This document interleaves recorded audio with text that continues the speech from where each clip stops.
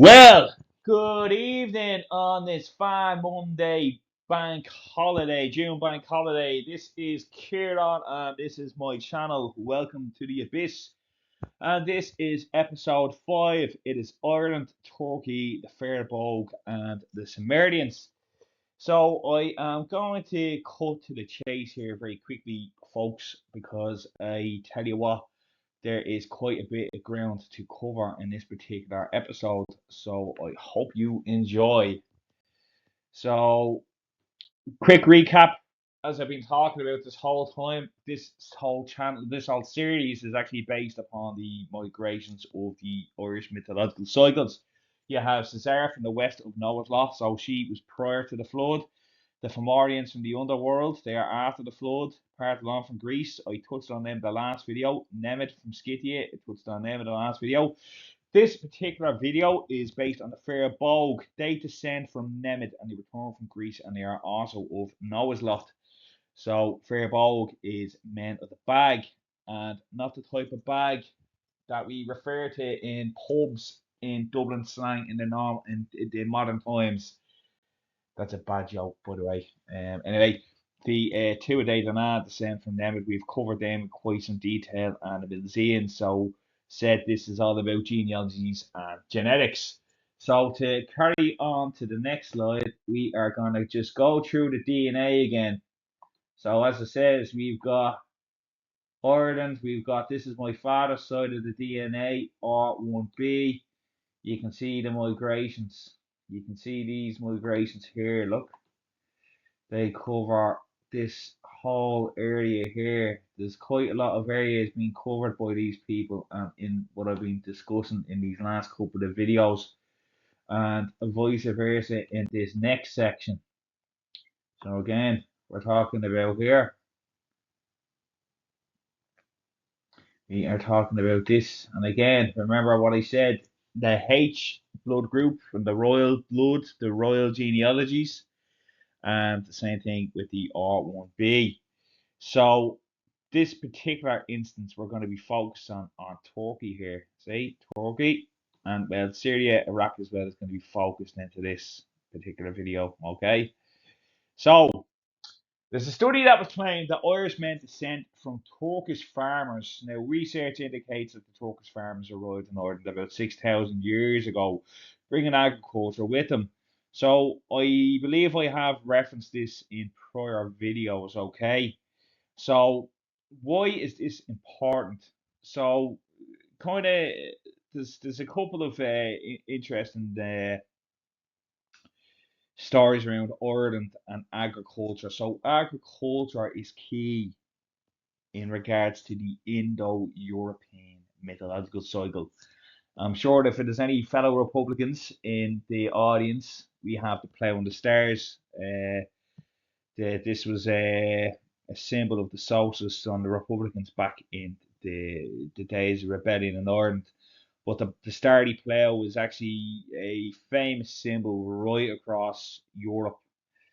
Um, but less of that now. So I will go kind of further back into it. But just remember, agriculture, cattle, and this is all going to be key in the next couple of slides in this particular video. But I shall crack on. So the Fir Bolg, they are descended from Moonturn Nemeth and an earlier group who abandoned Ireland and went to different parts of Europe. Those who went into Greece became the Fir Bolg, the men of the bag. Now remember, men of the men of the bag, and eventually returned to Ireland after it had been uninhabited for many years. After ruining it for some time, they divided the island into provinces and they are overthrown by the invaded Tuatha Danann.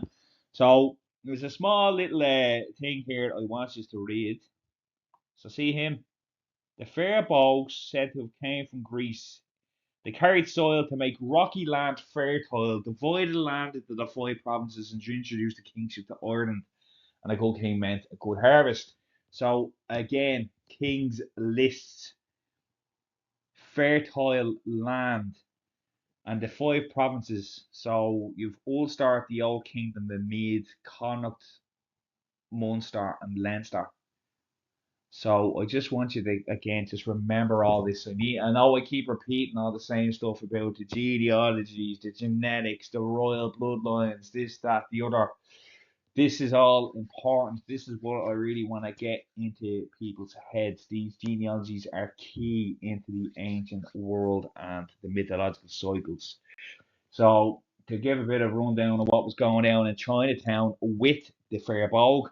So the Lower Kabbalah Erden, which is the book I'm referencing this last, well, one of them I've been referencing the last couple of videos. It tells of order being settled 6 times by the 6 groups of people. The first three, the people of Caesar, the people of Parthenon, the Parthians, and the people of Nemet, the Nemedians. So these are all based out in the east, coming from the Persian direction. So which kind of links into the genetic migration pattern, which I'm constantly referencing, which I used my own DNA as a sample to prove this is to be true migration and a true history of Ireland and the world, it seems.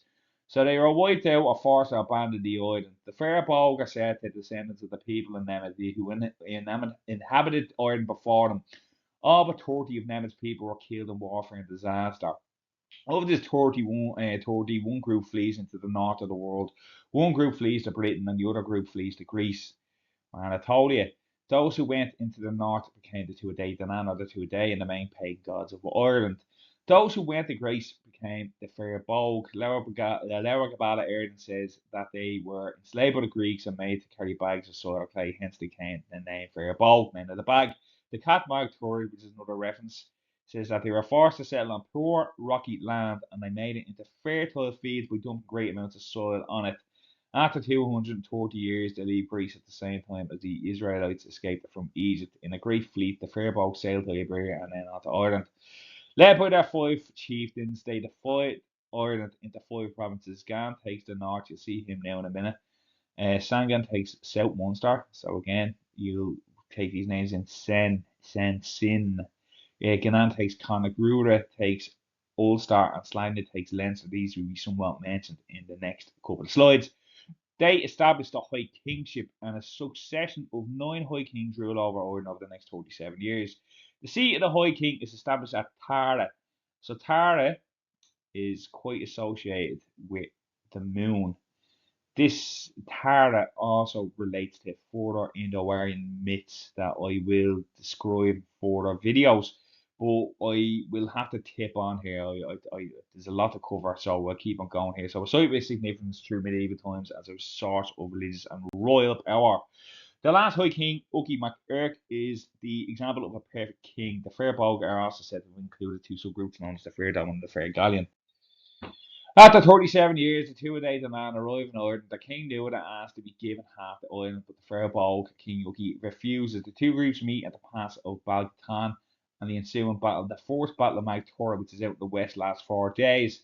During the battle's reign, the champion of the Fir Bolg challenges Nuada to single combat with one sweep of sword strength cuts off Nuada's right hand. Now, again, I have previously referenced the importance of the right hand of Ulster. This is all about kingship, these symbols and symbologies and mythologies. This is all very important in regards to the story. So, however, the Fir Bolg are defeated and the king Yuki is slain by his 3 sons and them. The strength saves them from total destruction, however. And according to some texts, the Fir Bolg flee Ireland. According to the others, the two of them for 1 1/4 of Ireland of their own, and they choose Connacht. They are mentioned very little after in this myth, so it's quite the mystery what's happened to them. So, the historian, or Historia Patronum, which has been written earlier than the Lower Kabbalah, says that there were only 3 settlements of Ireland: the people of Partholon, the people of Nemet, and the Gaels. However, it mentions that a cult leader, Bulk or Bulg, and his followers had taken an island called Bóinne, believed to be the Isle of Man. Lower Kabbalah adds the Fir Bolg into the scheme, increasing the number of settlements to 6. It has been suggested that their number has been chosen to the 6 ages of the world. So again, my argument throughout this whole topic is there's been a bastardization of our history and mythology by the powers that be. So there's a lot of stuff that's been said.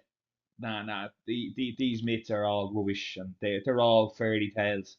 But as I said, I have found genealogies, I have used genetics, I've used monuments all across the world, well, particularly Europe in this case. I will go further deeper into the other topics as we go along here and as I follow into this video. Excuse me.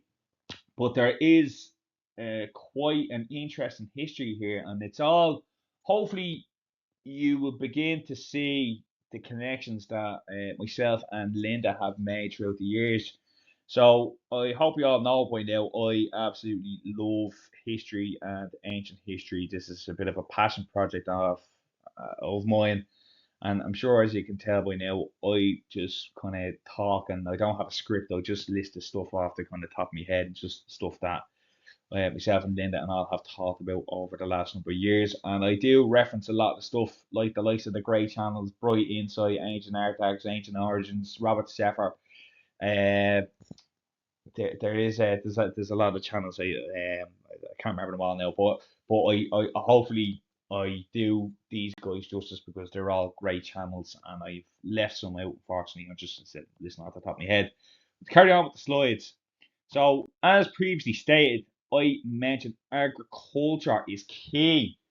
So, why is agriculture key? So, agriculture is when people went from hunter gatherers into agricultural society. So, this is when the real societies first started popping up after what is known as the Ice Age, or I suppose the Great Flood.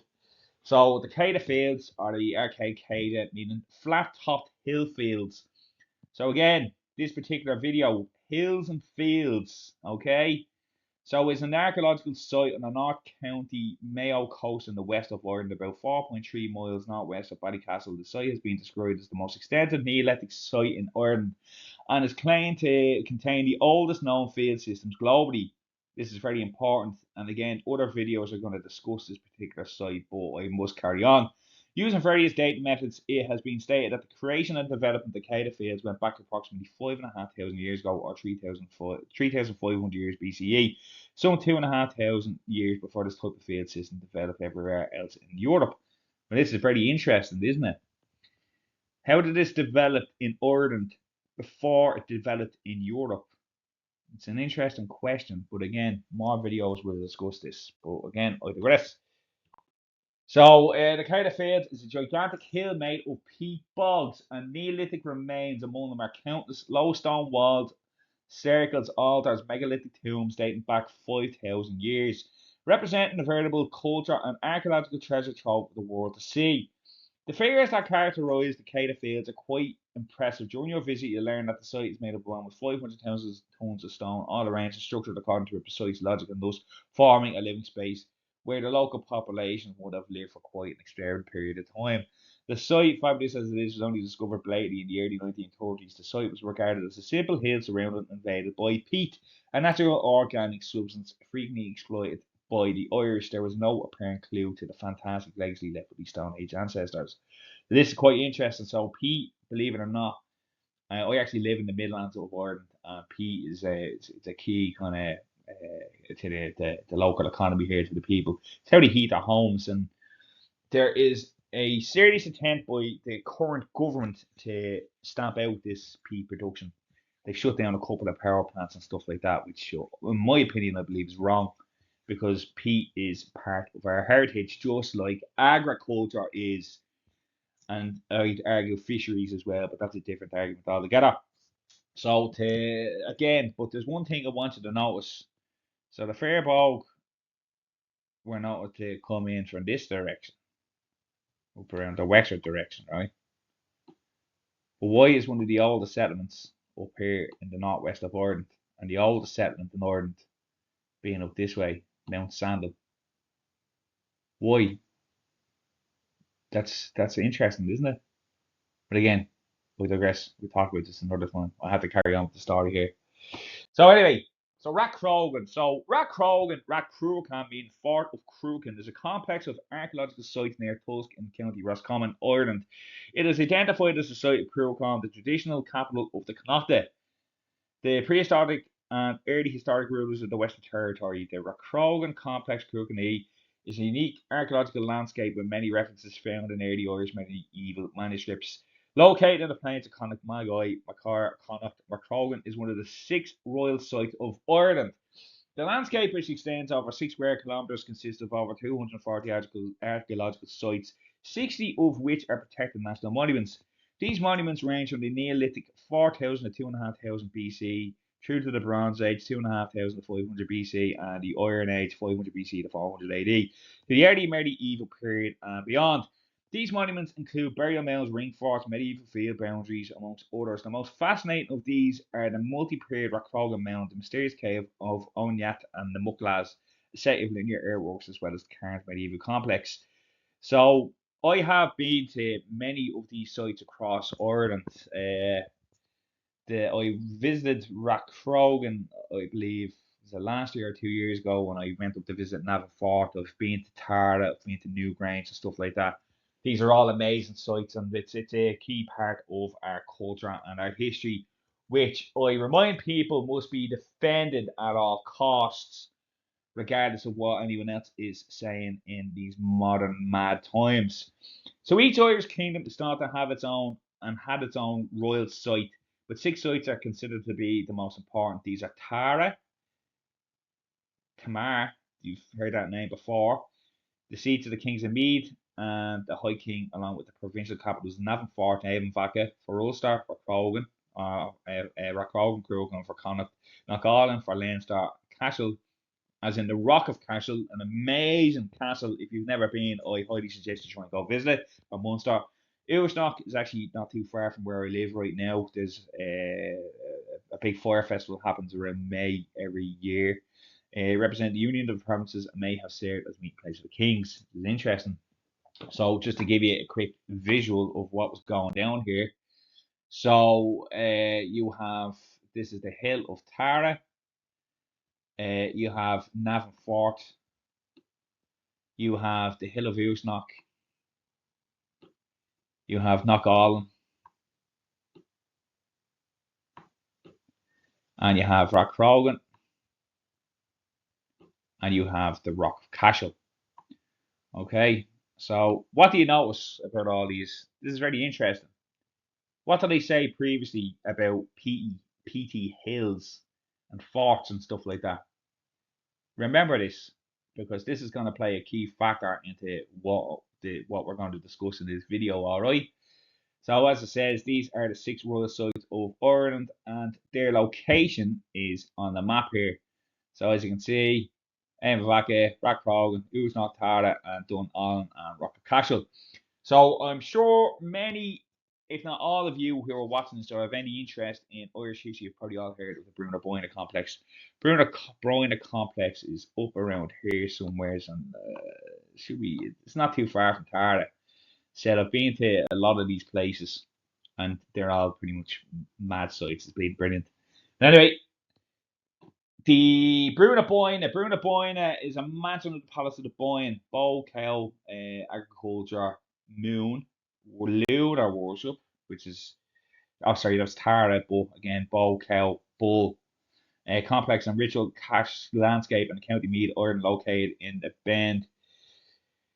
It is one of the world's most important Neolithic landscapes, consisting of at least 90 monuments, including passage tombs, burial mounds, standing stones, and closures. The site is dominated by the passage tombs of Newgrange, Sheen the Brew, Neut Nakva, and Deut Duva, built during the 32nd century BC, so 3200 BC, so about 6,000 years ago. Together, these have the largest assemblage of Mesolithic and Neolithic art in Europe. This associated archaeological culture is called the Bóinne culture. So number one is Doubt.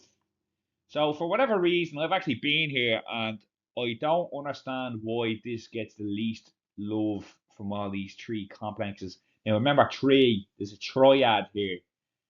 Triad, the Trinity. This is all important symbology. So number 2 here is Nout.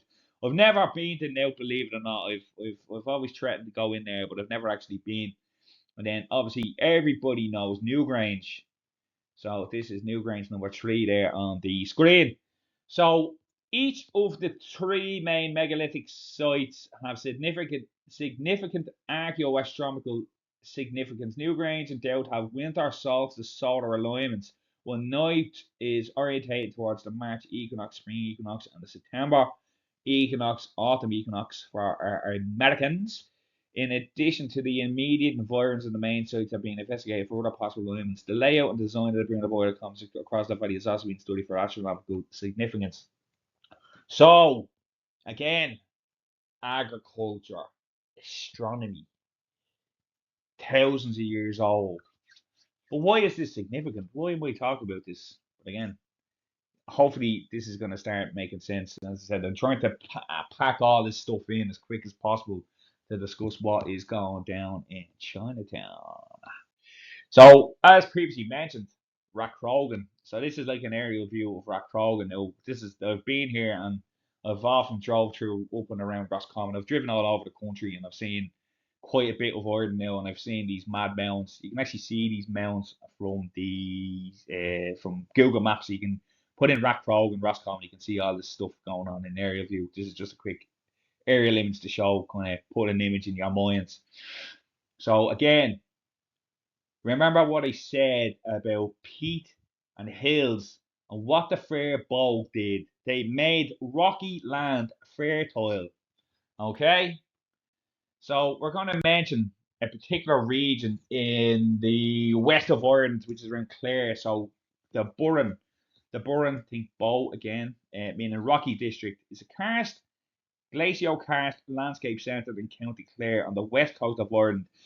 It measures around 530 square metres within the circle made by the villages of Lisdoon Varna, that's a famous song, Carvin Gort, and Kinvara. The area includes such natural features of Mullamore Hill and Ailydale Cliffs and historic monuments such as the Pool of Brown, Dolmen, and the Cahar Stone Fort. The Burren National Park covers a small part of the Burren and is the smallest of the 6 national parks in Ireland. The adjacent territory, including the Cliffs and Moor, is included in the Burren and the Cliffs and Moor Geopark.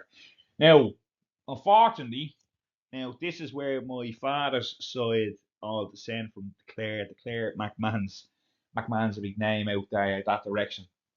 I've never been to the Burren, so I do intend to go there. But again, I want you to look at this landscape karst region here, right?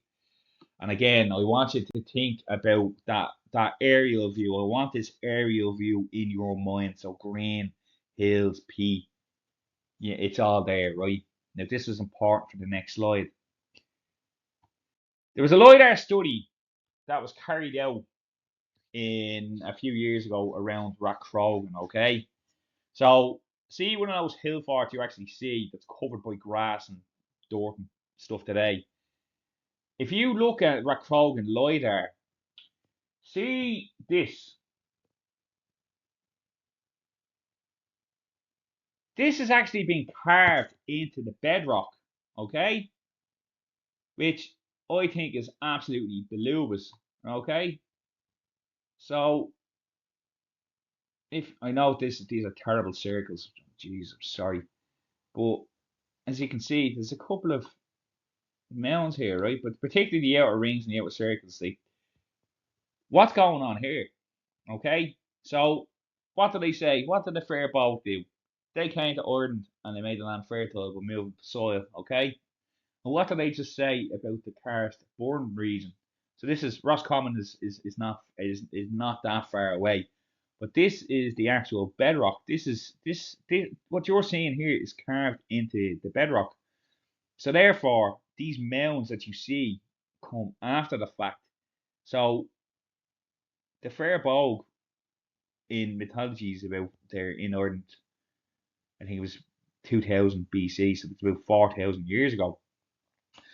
So that means that these carvings into the bedrock predate that.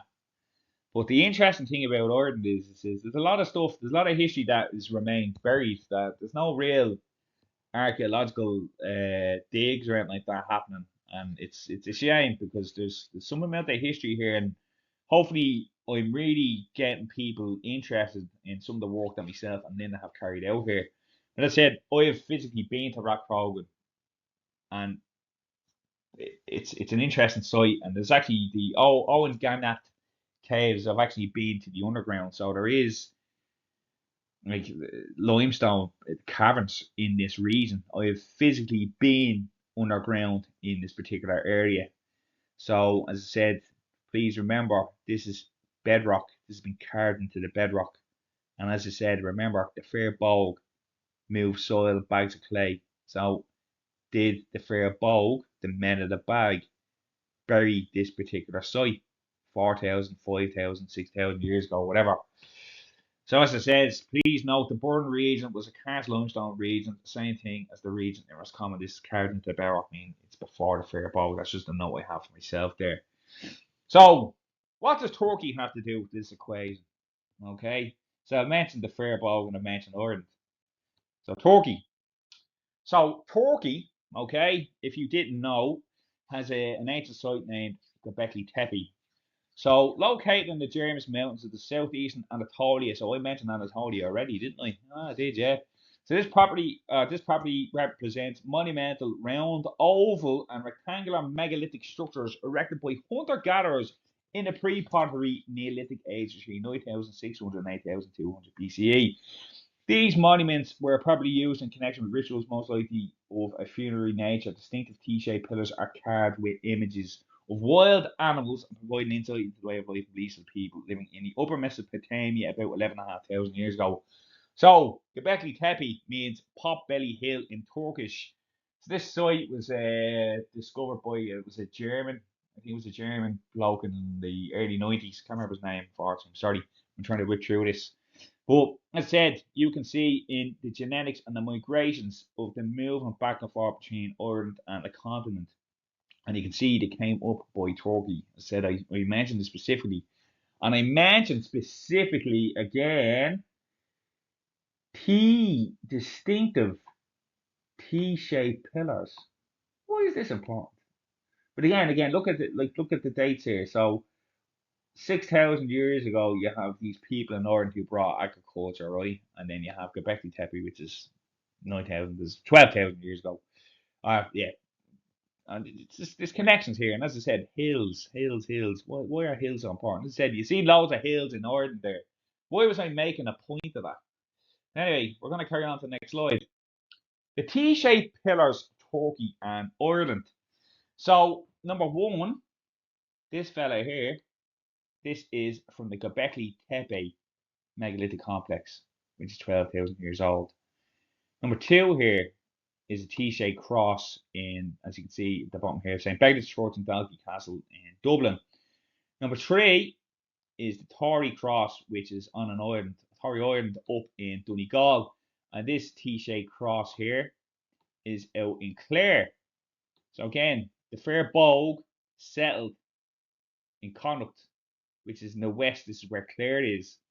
So Ireland and Turkey, you're telling me Ireland and Turkey have T-shaped pillars and they have all these mounds and they have like there's obviously there's some form of connection here that we're missing. And Göbekli Tepe, if I forgot to mention, is an astronomical site as well, archaeoastronomical site as well.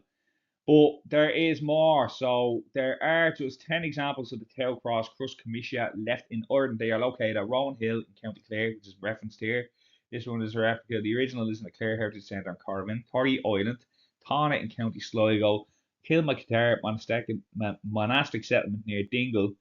They're the two here in the graveyard. St. Brendan's Church, Dalkey, Carnaseer, North Galway, Kilnair in Wicklow, Ballypatrick, County Tipperary, and one that originally stood in the church of Rathcroghan, Waterville in County Kerry, and is currently displayed in the Municipal Museum in Cork. Unfortunately, I haven't seen all these crosses. Just I've read about them. So as I said, I'm quite aware of world history. So when I seen these T-shaped crosses in Samaria, Turkey, excuse me, and I recognised the same T-shaped crosses in Ireland, I was like, hold on a second, something doesn't make sense here. Why is there T-shaped crosses in Ireland and why is there T-shaped crosses in Turkey? Now there is other examples of T-shaped crosses, but that's a different video where I'm going to talk about that. I have a plan, believe it or not, in my videos. So the next video or slide is the tail cross symbolism. So the tail cross is representative of salvation and of life due in part of its association with the spirit of believers in the Bible. Almost like the judgment. What did I say about judges previously? What did I say about the bronze serpent on the cross in previous videos in regards to the Bretons? Again, there's a grand scheme here. There's again, I hope you're starting to see. I'm starting like you can start to see the connections I'm trying to make. Um, as Tau was the last letter in the Hebrew and Phoenicians, or Hebrews and Phoenicians. I mentioned the Phoenicians in the last video as well, didn't I? It symbolized the revealed word of God, its completion and perfection. It can also be said to symbolize the last day or judgment.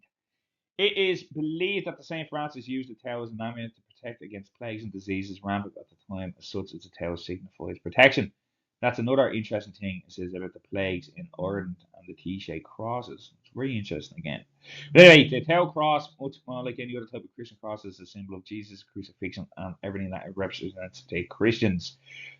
So is it possible that the cross is actually a pre-Christian or pre-Abrahamic religion symbol? It appears to be the case to me. In any way, the symbol of the tail is sometimes considered to represent the habit of a friar with arms stretched out. St. Francis is believed to have told his fellow friars that the habit was in the shape of the tail. As such, they were to be walking crucifixes, representing the compassion and faithfulness of God. Tail crosses are often carried out of wood to signify humility, simplicity, and flexibility, characteristics essential for believers. The tail had significance to other cultures as well. It was an emblem of the Roman god Mithras.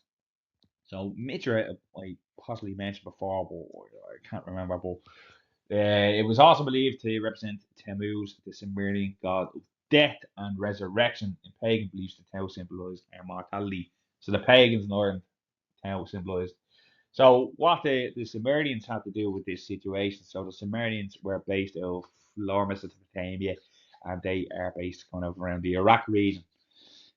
So, and again, think death and resurrection, the judgment, flood. This is all coming together now, hopefully for people in your minds. So Sumer is the earliest known civilization located in the historic region of southern Mesopotamia, now south central Iraq. Emerging during the Chalcolithic and early Bronze Ages between the 6th and 5th millennium BC. And look at these timelines.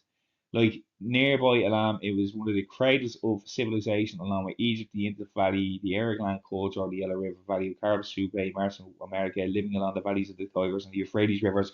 Sumerian farmers grew an abundance of grain and other crops, a surplus which enabled them to form urban settlements. The earliest known texts come from the Sumerian cities of Uruk, Geminid Nasir, and the date between 3,350,000 BC and 2,500 BC, following the period of Proto-Roman 4,205 BC. So, again, agriculture. So we went from hunter-gatherers, yeah, to settled agricultural societies. So the claim is Göbekli Tepe was probably the root of modern civilization. This is where farming and agriculture was almost like an exchange of technology. I disagree with that.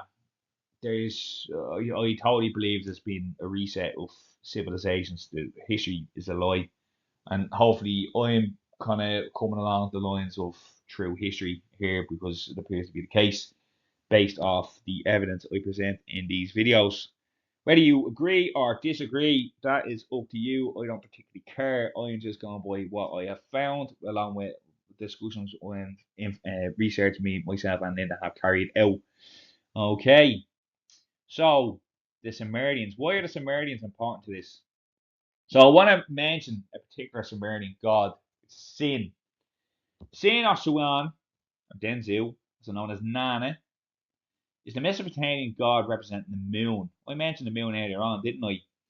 So while these two names originate in two different languages, respectively Akkadian and Sumerian, they were already used interchangeably to refer to one deity in the early dynastic period. They were sometimes combined into the double name Nana Suen and further testing the name of Dylan Babal, maybe. Babel. Additionally, the moon god can be represented by logograms reflecting the lunar character, such as the D30, referring to days in the lunar month. Derived from a term referring to the crescent, in addition to his astral role, Sin is also very closely associated with cattle herding. So, do you kind of see why this is important? The the similarities in the cultures. So furthermore, there is some evidence that he could serve as a judge of the dead in the underworld. What did I say previously about judges? Bulls, cows, agriculture, the moon or lunar, or the lunar body, which is the moon. A distinct tradition in which he was regarded either as a god of equal status or the usual heads of the Mesopotamian pantheon, Enlil and Anu, or as a king of the gods in his own right, is also touted throughout his limited recognition. In Mesopotamian art, the symbol was the crescent, which is depicted anthropomorphically. He typically either wears headwear decorated with or held a staff top with it. Although in Kuduro, the crescent alone serves as a representation of him. He is also associated with boats. So boats, seafarers, Phoenicians. Then you've got the judges, the Bretons. You got agriculture. This is the cow, Bruna, Bóinne, the moon, Tara. Again, this is all going to hopefully keep on coming together. So as you can see here, I want you to point your attention to this part here. So Haran, the Aran Islands, Iran, Iran, the moon, bull. You know, this hopefully you could have picked it up when I'm throwing down at the stage. Anyway, on to the next slide. We have a couple of symbols here. So I wanted to I'm pointing this out here specifically. The men of the bag, the Fir Bolg, the men of the bag. Now these fellas are Sumerian, yeah, and this fella is Mesoamerican. But what do you notice? The bags. The bags are all very important here. This fella has a bag. So does this fella. What's going on here with these bags, lads? There's another bag there. There's another fella with a bag. Now, this symbol is important here and here. If anyone is aware of Zoroastrian faiths, Zoroaster himself kind of had a winged disc like that, and there was an Egyptian equivalent as well. I can't recall the name of. But again, I just want to kind of introduce you to some of these gods. So Enlil, Enki, yeah, these are famous in Sumerian mythologies if you knew about them, lads. But then Sin is who I want you to pay attention to here now. He's got his staff. He's the moon god, right? Oh, this is important. But to move on to the next slide, okay? And again, you're paying attention. So this is like a weird tree here as well. Same thing here, yeah? So you got this tree and you got this man in the bag, yeah? This is the same image. You've got the tree, the Zoroastrian symbol there, and you got this tree. But here is a church in Clontuskert. This is probably one of my favourite sites, so I love this church. So you've got the four figures here, and you got this tree. Yeah. I probably should erase that so people can have a better look at it. I will show this information on Twitter or I'll link it somewhere. Again, look at the tree. So you got this tree, you got these four figures. You got 1, 2, 3, 4 figures here. So this is from Sumeria, yeah? Iraq. You got this tree of life, yeah? And vice versa here. 1, 1. Again, I just want this into your heads, folks. Look at the similarities. Again, why is there such a similarity between Ireland and a culture in Iraq 6,000 years ago? It's odd, isn't it? And then obviously you got the tree. Now there is an important symbol here that you cannot see in this picture, right? And we said about going back and forth between Greece. So up here it is a phi symbol, which looks like that. So as I said, I'm quite interested in mythologies all across the world, and I've physically seen this site. So that's the symbol of phi there, the Greek symbol. What's that doing in Ireland in this church? Anyway, so I mentioned sin in Sumerian mythology, right? What do we have here? Sengan Macdella, the fourth High King of Ireland.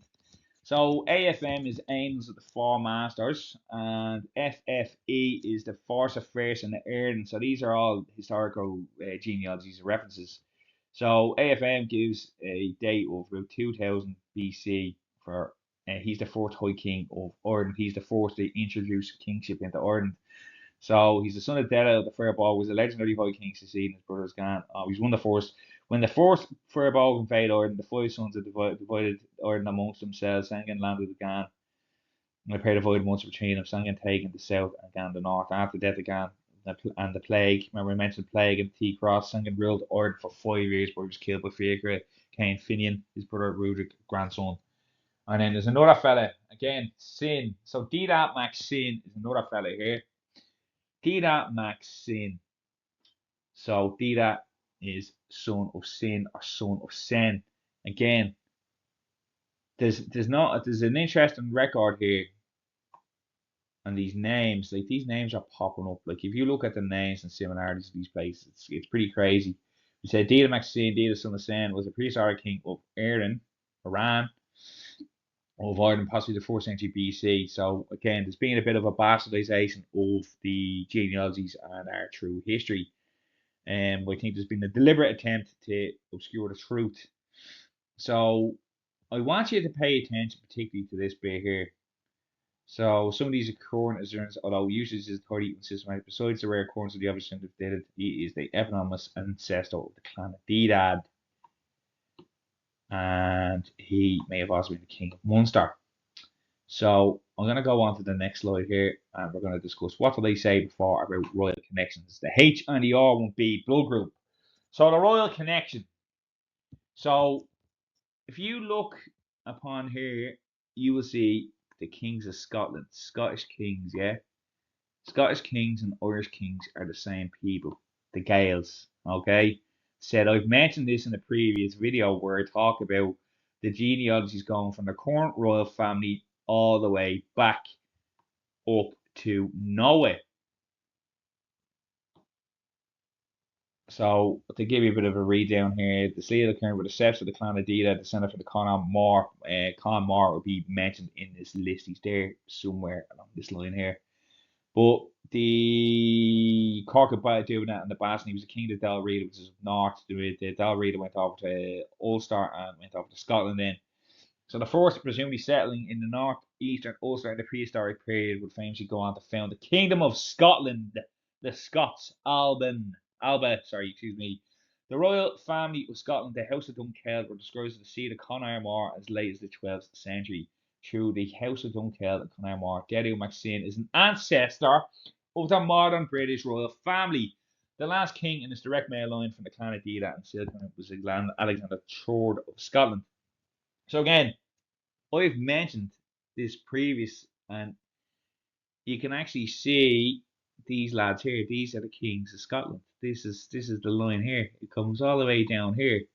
This is what we're referencing here. We're referencing these historical genealogies of the Irish, and I said they come all the way down to the modern British family, British royal family. But we're all descendants of the same people, blood of the gods, sons of Noah, generations of Noah. All right. So to mention the kings list, okay. So I mentioned the Sumerian kings list, okay. So the Sumerian kings list, abbreviated SKL, or Chronicle One of the One Monarchy, is an ancient literary composition written in Sumerian that was likely created and adapted to legitimize the claims of power of various city-states and kingdoms in southern Mesopotamia during the late 3rd and early 2nd millennium BC. It does repeatedly list Sumerian cities of kings that ruled there and the lengths of their reigns. The SKL begins with a number of antediluvian kings who ruled before flood swept over the land, after which kingship went to Kish. It entered the descendancy from Ishi in early 2nd millennium BC, which is well known from other contemporary sources. So, what did I say? Cast our mind back to the migrations. Who landed in Ireland? Who was in Ireland before the flood? You have Cesar. She was in Ireland before the flood, and then the Fomorians are possibly there as well. So, that's interesting, isn't it? And the Fomorians are said to be titans, therefore they are giants. Why is that important? So, the High Kings of Ireland is a significant part of history and mythology. They were historical and legendary figures known as the Ardri who claimed lordship of the entire island of Ireland. The High Kings, or at least their stories, date as far back as the 1500 BC, so their existence is part of the legendary fiction and historical. Any of the High Kings who lived prior to the 5th century AD is considered a legendary king, part of Irish mythology, or so called pseudo history. Pseudo ass the back of my boy. Anyway, so in Irish mythology, we are told the story of how a group of people called the Fir Bolg invaded Ireland with 5,000 men, slain at Son of Della. The Fir Bolg was allegedly first king of Ireland, cleared the forest around Bruna Bóinne. So again, look at these dates, people. Look at here.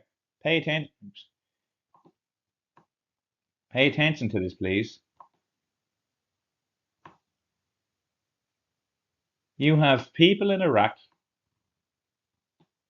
and you have people in Ireland who are known as these kings, and you have royal genealogies that connect to each other. Surely people need to be looking at this and saying to themselves, well, hang on a pair of minutes here. This doesn't appear to this if you probably like during the likes of the late 1800s and early 1900s, there was I believe a deliberate attempt to really hide history and take control. Like history is always written by the winners. But if you're looking at these studies, like if you're looking at what I'm seeing here in front of me, and the same thing with Linda, we were looking at this and like, holy lantern Jesus, this is Belubas. We have a direct connection via mythologies, genealogies, genetics, monuments. We've similar monuments. And like we have these connections, we have names and places that connect back and forth over thousands of years, and place names that still exist today. As I said, as I said, I truly believe Ireland holds the key to the lost civilization, so-called myth, the pseudo history, you know. But anyway, so just to give a bit of a rundown of the Sumerians, so the duration of each reign is also given in the fourth section. The reigns vary between 43,200 and 28,800 years ago for a total of 241,200 years. The section ends with the line, then the flood swept over. So it was either Enlil or Enki. Can't remember which. There was one good one and one bad one who sent the flood to wipe out humans because the humans were said to be descended of these gods or giants or whatever you want to call them. You can actually relate this to the Nephilim in the biblical narrative, or the modern Christian biblical narrative, excuse me. So then the flood swept over. So again, the flood, Noah, Samaria. So among the kings mentioned in this section is the god Dumzid and the later Tammuz. So Ked, you're probably saying to yourself, Kieran, this is all poppycock. This is all pseudo historical fact. You're you're putting two and two together and getting 2000. And I was like, nah. Like as it says, there's no denying genetics, there's no denying genealogies, there's no denying these monuments. Now in this next slide, I'm gonna make a point of stone figures. Okay, look at these lads. All right, the number one here is Akkadian figures. Number two here, these are Sumerian figures. But number three and number four, okay, these are Irish figures. These figures here are found in Ireland. Like you could probably say, oh no, that's a totally coincidental, but nah, I don't give a rat's what anyone says. There's a clear connection. So you got stone you got artwork here now, you got language, you got mythologies, you got worship. These all connect back and forth over thousands of years. Now, I said I'm waffling on here, but I'm really hoping people are starting to see what I'm talking about here. Says there's a huge connection here, and it goes from the modern day back thousands upon thousands of years ago. And my opinion would be there's a lot of the years that appear to be wrong. It doesn't. A lot of the stuff from modern history telling doesn't make sense. But if you look at it from kind of where I'm sitting, it makes total sense. These people were widespread across the world prior to what we've been told in the history books is. But there's another weird connection that I found over the last couple of years, and it might blow your mind. But there's an Irish chaplain. So I'll just read the summary here. So the collection of 65 cuneiform tablets in the Sumerian language and a pre-writing stamp seal were collected by an Irish army chaplain during the First World War. The material dates from 3500 to 1900 BC includes both cuneiform tablets and tones bearing royal descriptions for the early Babylonian period, as well as administrative and economic accounts from Ur period 2100 to 2000 BC. Perhaps to highlight the connection is a gable-shaped stone seal from the pre-Roman period originating from Anatolia, Turkey, or northern Syria, which depicts three antelopes and was presumably used as a security seal for trading goods. A group of tablets and cones contain an inscription related to Sin Kassid, Sin, again, a king of the ancient Mesopotamian city of the Uruk nearly 4,000 years ago, during the early Babylonian period. This ruler built in the temple of Bóinne, literally the house of heaven, and commissioned tablets and cones with the inscriptions bearing the witness of his deed. Sin Kassid, mighty king of Uruk, king of Amnanum, that was terrible pronunciation, sorry, but provider of the house of heaven, his palace of the kingship he built. So, Bóinne. Bóinne is actually an Irish name, and it means board. So think heavens. So this it's a house. It means house of heaven. The Temple of Bóinne means house of heaven in this like Sumerian dialect, and in Irish or Gaelic it means board. What the boards do, they soar in the heavens. There's other similarities there apart from sin. Or the ziggurat of Ur is another big temple. You can Google it yourself. But the Ur is there's a place called Ur is like say Horseleap. I think it is. Or Ur chair is Horseleap up in Westmead. It's actually over around the corner of me. Ur's horse from the top of my head there. But there is where did this Irish chaplain get these like Sumerian tablets from? And look at the dates. Said I keep on making a point of this. You got these dates here, yeah? That fits the same time period of all these settlements and agricultural societies popping up in Ireland, yeah? We do know people have moved from Anatolia, Turkey, and Syria via migrations, which I use this is what I use, this is why I got the DNA done, particularly for that. To say, hold on, you can make the argument that there's a connection here, you know? But I'm gonna stop waffling on here. We're coming up to the hour mark here. But I hope people are starting to see like, yeah, there's holy shit, there's something here, like, and I intend to keep on digging, and hopefully people are gonna see this and like, wow, because this is amazing. As I said, the timelines are adding up, the migrations are adding up, the genealogies are adding up, the monuments are adding up. Like the serious questions really need to be asked here, but said I'm gonna stop waffling on here. It's nearly an hour mark here now. So, in conclusion, based on the evidence presented in this video, serious questions need to be asked about modern telling of history. As previously stated, Ireland holds the key to the ancient world. We have the genetics, the genealogies, the monuments, the myths, the art, the language connections, and so on and so forth. So hopefully this show presenting Lynn and I's research over the last few years sparks a rethink of what is claimed to be history. And I hope you stay tuned because there is plenty more to come. So I want to thank you all for watching. As always, you are ladies and gentlemen, and you are scholars. I am going to sign out now, and I hope you enjoyed this video and look forward to more. So all the best. Regards, Kieran.